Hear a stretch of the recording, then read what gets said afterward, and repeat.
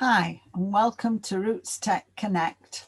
I'm Jackie Duppel, a chairman of the Yorkshire Group of Family History Societies, and I also teach family history. So my talk is naturally enough, therefore, about Yorkshire research online. Are there some specific websites that you can use? Yes, indeed there are.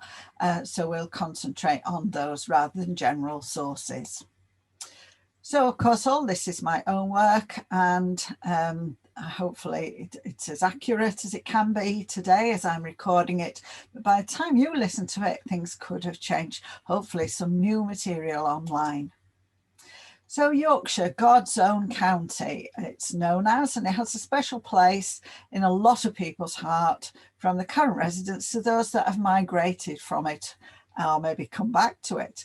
And there is a lot of material online, not only just as the county of Yorkshire and its ridings and historically, but also for the wider picture, the northern province of the Archbishop of York, as far as ecclesiastical records are concerned. So it's much more than the current 4 areas. So first of all, let me introduce you to the Yorkshire Group of Family History Society's website. Unlike many other counties, we have 20 plus societies which occasionally get together to meet, and this is our website. This is to give you an idea of the geographic spread, which you can see is quite a size for England. And you can break this down on the website into the different societies, some of whom have Facebook pages, others have Twitter accounts, and nearly all, of course, have a website, which you can visit and see what material they have on there for their members. You can also follow up by the parishes, which of course is a geographic administrative area. And sometimes more than one society. If it's a boundary area, more than one will cover it. For most areas, there is a society operating, as you can see. There are 769 entries in this particular section. And then go and have a look at each of the websites for each society. So this is just one I've chosen, Calderdale. And they have a massive members database, so you can join them, not for very much money, and you can see all the transcription work they've done, which will be parish registers, but also things like school records, maybe lots of monumental inscriptions. So well worth seeing what the volunteers have done.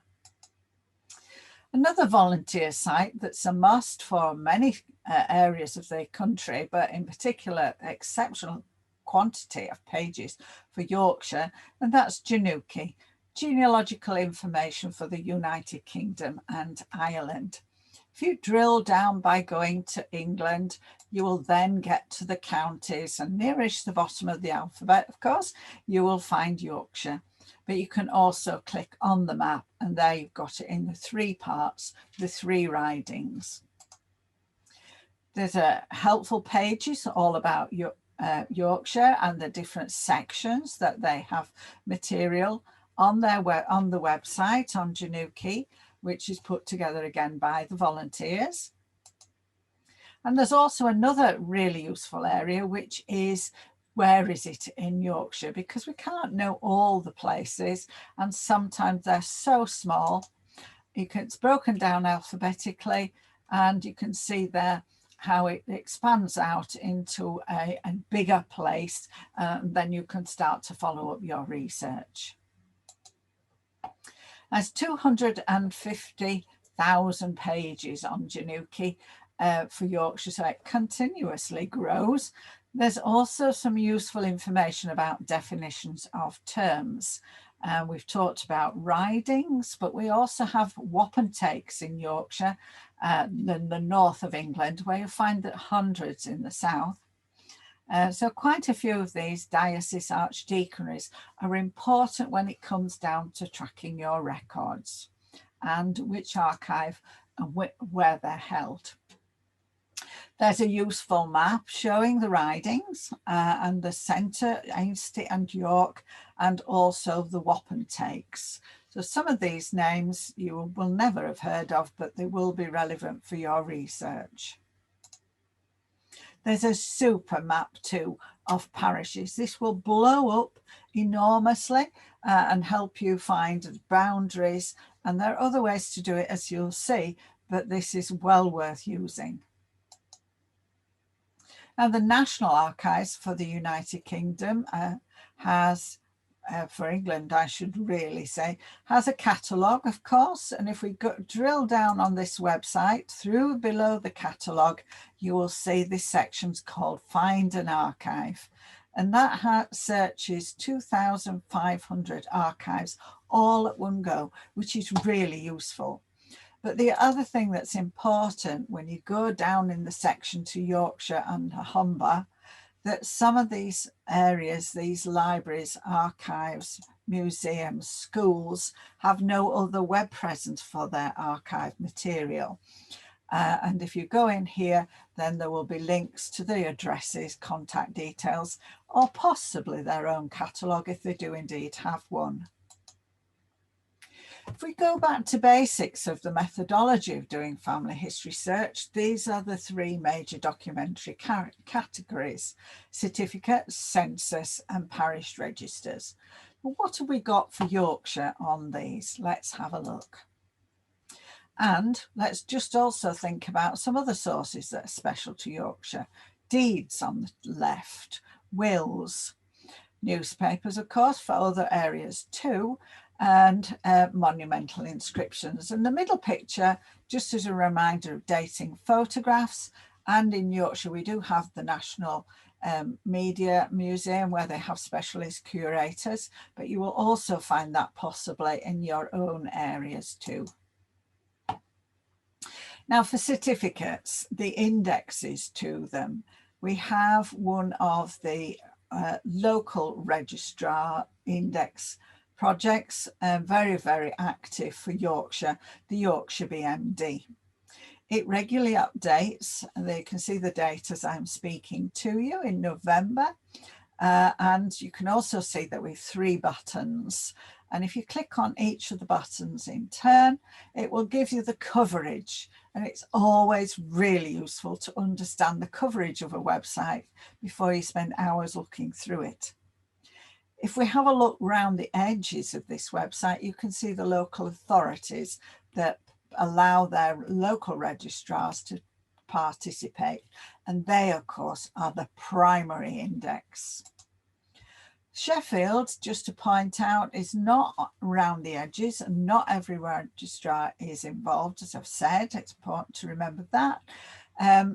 Their council has done their own indexing. So it's not part of the Yorkshire BMD, but you have got that option too.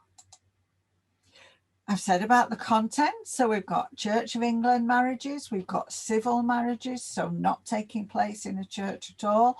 Things like synagogues, registry offices, Methodist churches and so on, and authorised persons. Again, we've got coverage quite clearly, and you might spot some of these are coming up quite recently, so some 2010 there. And we've also got more detail about the update. Now, the special thing, apart from it being the original index, the primary source, there is an added benefit when you use the marriage section, because it actually tells you where the marriage took place. So you can see in the bottom section, we've got some registry building. So that might give us a clue to why people are marrying there. But it does mean there's no church alternative. You must buy the certificate. But where the church is identified, and if you find out that the parish registers are online, then that's easy. Within minutes or even seconds, you can be looking at a copy of that marriage certificate, the church equivalent. And that will be signed by the bride and groom and their witnesses, and not only save you money, but also enable you to signature check, which is a great favourite that I like to point out to people. It also enables you, of course, to look up all the siblings' marriages very easily. Now for the census, we don't have any dedicated sites for Yorkshire specifically, got transcript projects, of course. So I thought I'd just remind you about the enumerator's route that's at the beginning of each section of the census, and also that not every single bit of the census survives. Down at the bottom, you can see 3 areas of Yorkshire where the census pages do not survive at all. So you won't be able to get them. You'll have to think of other ways to fill that gap. Our parishes, now that's a different kettle of fish, because we've got Philimore's Atlas and Index of Parish Registers, the book on the left, which you will find the images on Ancestry. They are copyright, please remember. And here you can see part of the West Riding of Yorkshire with the contiguous parishes round the edge. And each section, each parish has a date, and that's the date of the earliest known parish registers. We'll come back to the colours later. Another way to find the boundaries is through using the FamilySearch Church of Latter-day Saints 1851 jurisdiction maps. So this obviously covers other counties. You've got layers here, and it's only England and Wales. You can click on your parish, on your county, and then it will tell you all about the parish boundaries, poor law boundaries, archdeaconry boundaries, links all to the FamilySearch catalogue and the FamilySearch wiki, which we'll pick up on later. So super free resource.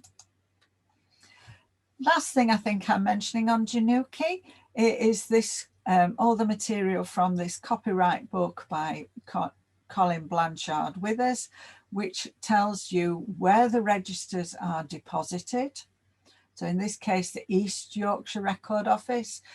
And that means that you can work out whether that archive has a contract with the commercials, and then you can get the records online. And of course, the dates that they were deposited as the book went to print. Very useful. And down at the bottom, you've got some transcripts and indexes too.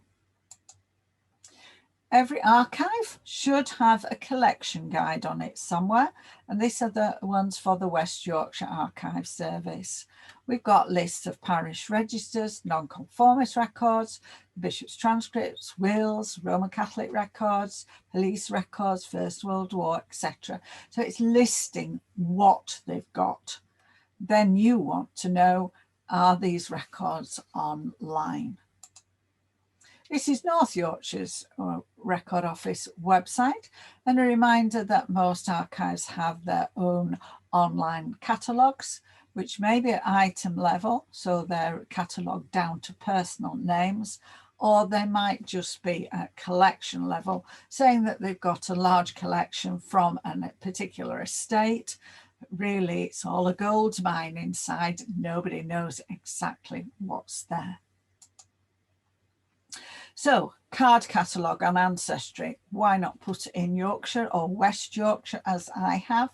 And here you can see there are 23 collections from the West Yorkshire Archive Service.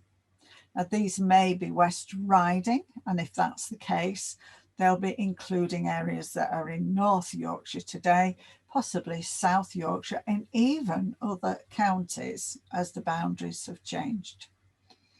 So you can see what years they are and the amount of the number of items in the collection. You might have noticed the Bastardy Bond one, which here I've just highlighted one of the entries, which is giving the father, the supposed father's name, which might break your family tree if you're stuck. If we look at Find My Past then, and they have an all record catalogue, as it were, put in Yorkshire, and we get a massive list too. So you've got Yorkshire baptisms coming up all together, and we've got the bishop's transcripts and various other records, and they extend out into their different categories.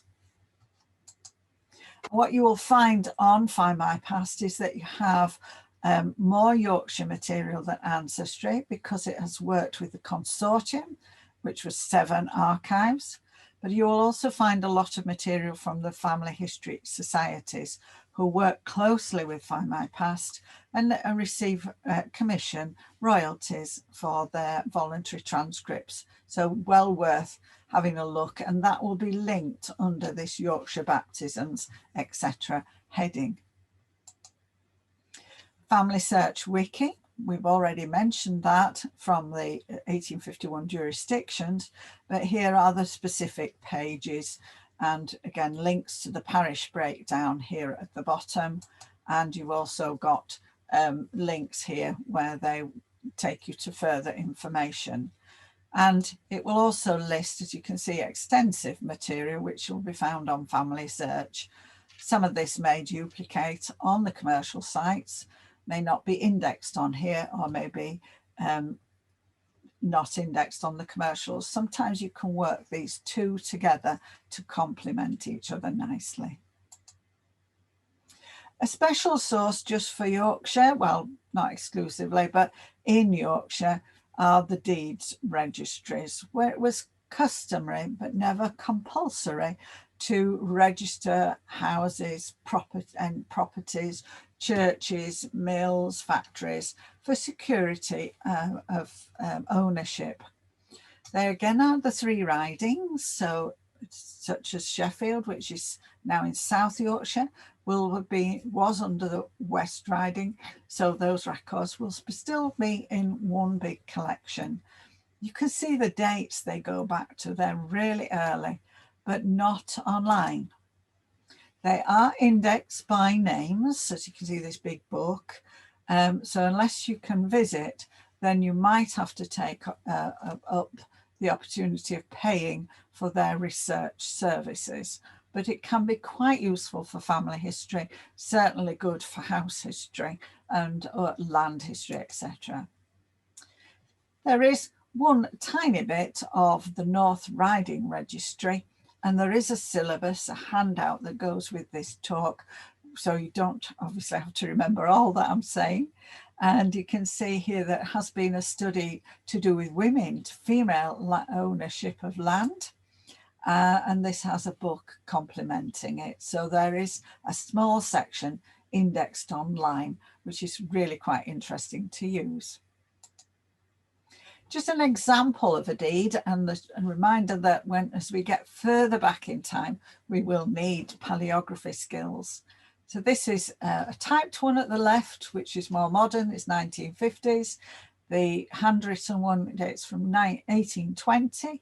And this is giving me an indication of who built my house, and that it was registered on the 12th of December 1820. So it's just documentary, 200 years old. Wills, one of my favourite sources, particularly for Yorkshire. Then we have a large collection of the pre-1858, the ecclesiastical wills, because this is the area of the Archbishop of York, which from this map in this probate jurisdictions book, you can see what a large area potentially covers. But please remember, there are always variations in these boundaries.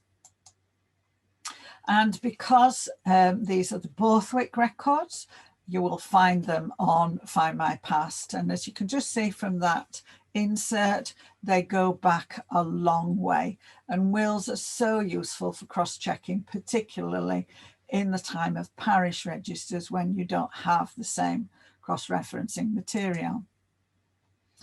And you might remember we mentioned earlier the colours on Philemore's atlases as well as the parishes. And here it's showing you the boundaries of the Archdeaconry of York, etc. And this is how you'll be able to work out which website, if at all, they are covered by them. So again, West Riding, we've still got a lot of York material. Peculiars are those that don't have to conform to the Archbishop. So that might take a little bit of extra research to find out where they're recorded and deposited. And the Borthwick Institute for Archives has good guides on their website. Here you can see our holdings, various other family history and ecclesiastical guides. And these are the actual booklet type things that you can download and get a better understanding of these records. Also marriage bonds and allegations, things to do with marriage licenses, which again would go to the higher ecclesiastical authority.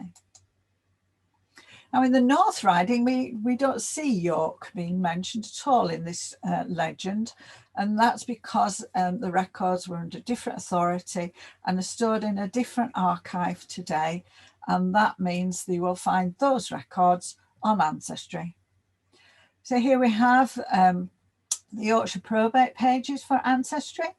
And if again, there's always more provenance. It gives you clearly a guide here in this little source information box.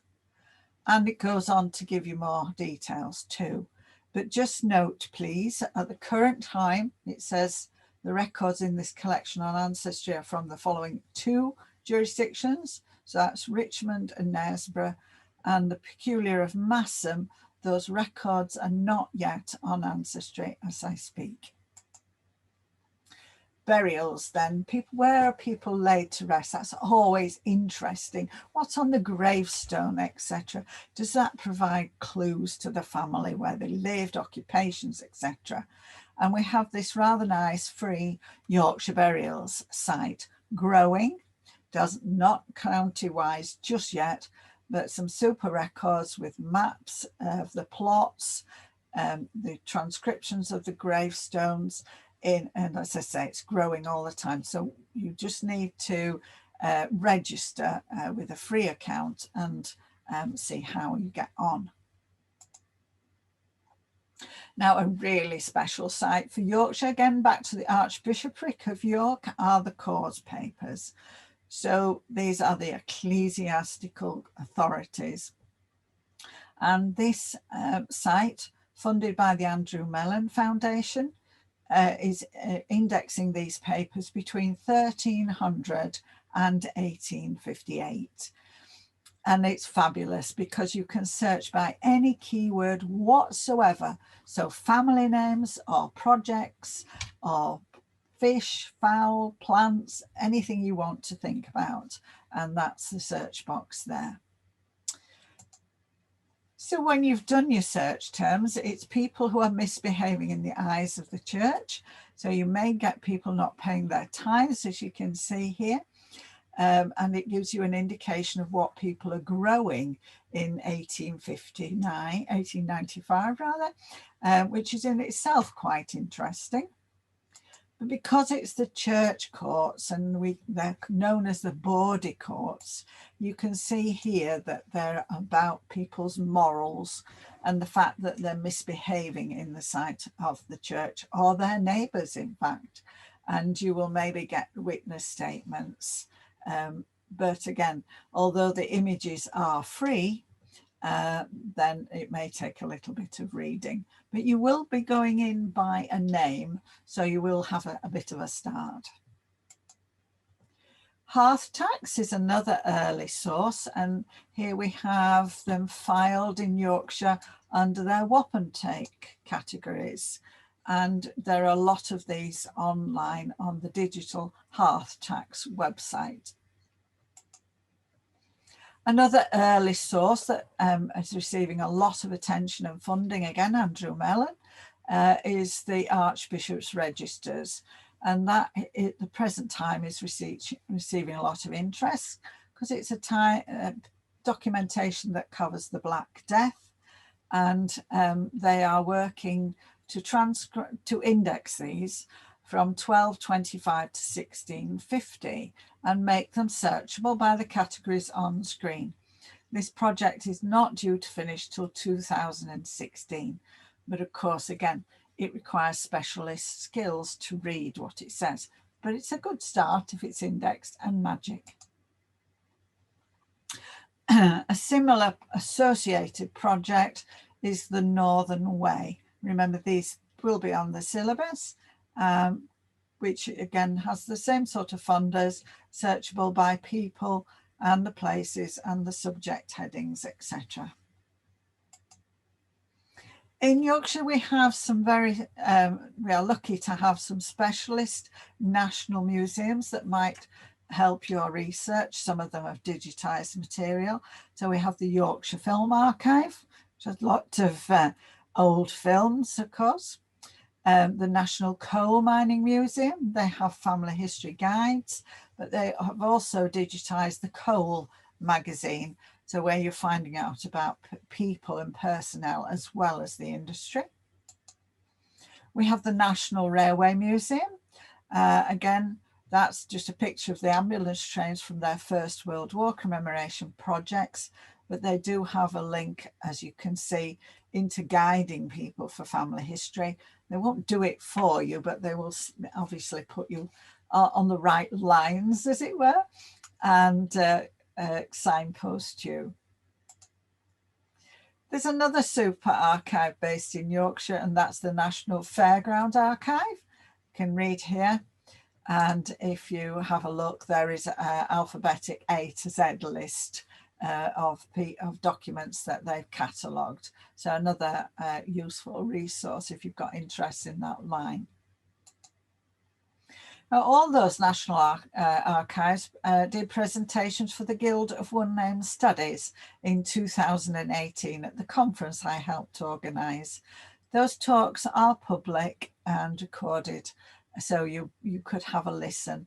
Of course, again, they might be slightly out of date, but I'm sure they'll highlight many records that you probably weren't aware of.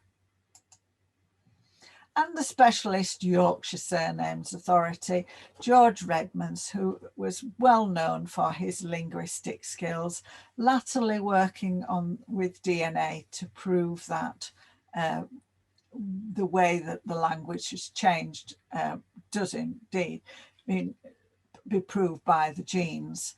And this is his wonderful The Dictionary of Yorkshire Surnames book. And again, George taught for the Guild of One-Name Studies, and his talk is still public if you'd like to have a listen at how the sounds change.